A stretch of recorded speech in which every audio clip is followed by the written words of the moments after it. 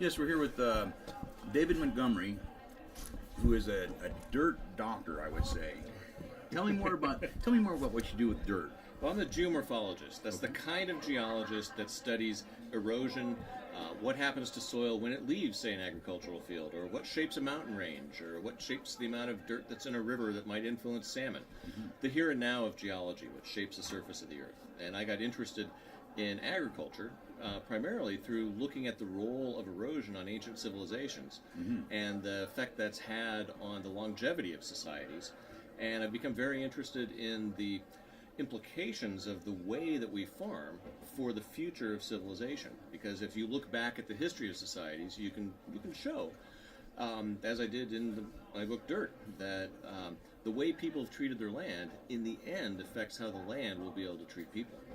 So nature helping nature again is what I'm hearing. You're trying to teach people more sustainable ways to protect the land so they can grow farther in the future.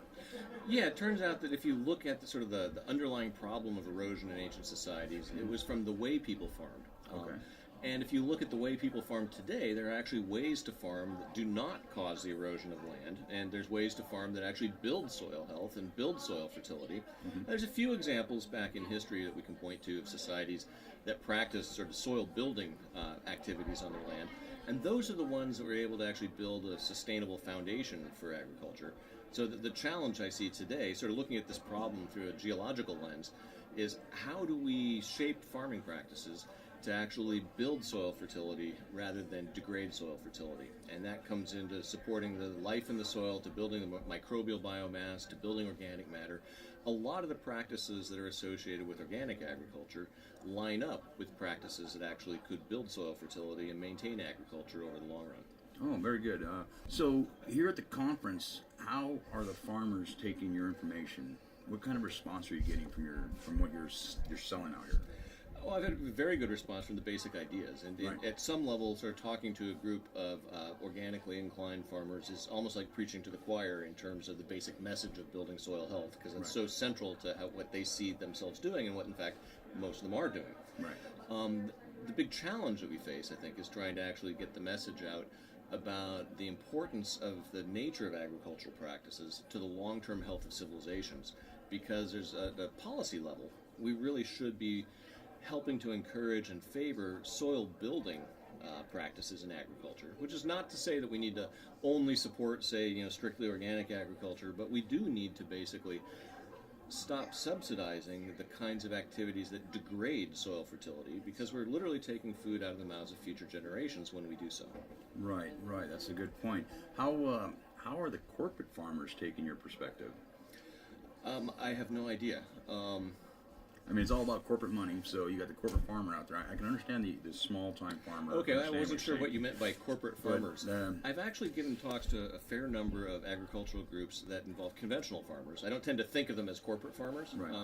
Because I don't tend to think along those lines. But in terms of farmers that are practicing what you would call conventional agriculture today, I think a surprising number of them are actually fairly open to many of the ideas that I talk about in the book, for the simple reason that they've seen the degradation of their land over their lifetime, especially some of the older farmers that I've talked to, who basically realized that soil degradation over the course of the 20th century really degraded the ability of their land to produce food.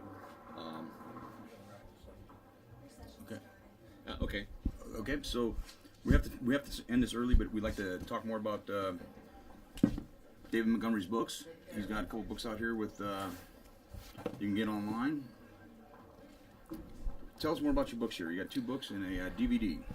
Well, the Rocks Don't Lie is a book about the history of the way that geology has looked at the story of Noah's flood, the history of the way that the biblical story of Noah's flood shaped the development of the science of geology. It's about the cross-pollination of science and religion rather than the story of conflict we normally hear about with those 2 areas of thought.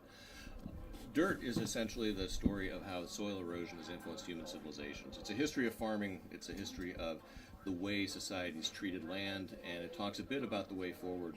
I'm just delivering to the publisher on Monday, actually, a new book called The Hidden Half of Nature that talks about the way microbial life in the soil and in our own bodies actually helps to run the world we know, the larger world of soil fertility and human health. The connections are actually amazingly parallel between the soil and our own bodies. Okay, thank you very much. I appreciate taking time. Thank you. Pleasure talking to you.